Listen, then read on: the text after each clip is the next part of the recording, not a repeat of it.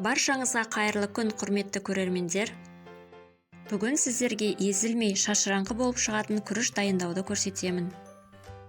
Ол үшін өзімізге қажетті мөлшердегі күрішті салқын суға салып 5-6 рет қайтара жуып алуымыз керек.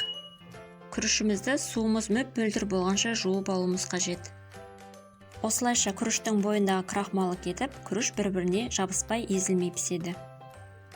Жақсылап жуылғаннан кейін суын төгіп, осылай біраз 1-2 минуттай кептіріп аламыз. Ол уақыт аралығында сұйық майды жақсылап қыздырып алу қажет.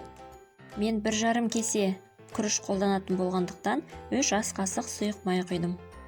Ендігі кезекте қызып тұрған майымыздың үстіне жаңаға күрішті салып жақсылап араластырамыз. Қатты отта 1-2 минут қуырып алсаңыздар жеткілікті. Күріштеріңіз ыдыстың түбіне жабысып қалмас үшін үздіксіз араластырып тұрыңыздар. Дәміне қарай тұз салып жақсылап араластырамыз.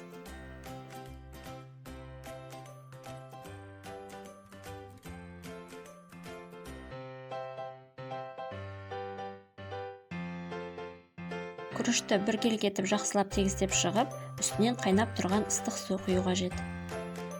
Суды құйған кезде күрішті өлшеген кеселеріңізбен құясыздар.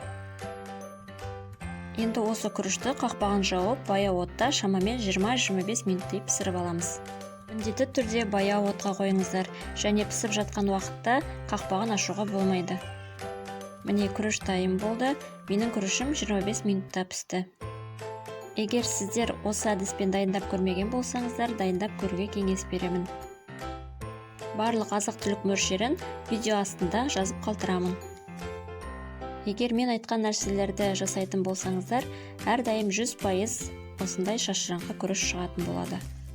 Тағы да айта кететін жайт, мен қолданған күріш ақ маржан күріші. Назарларыңызға көп рахмет, астарыңыз дәмді болсын.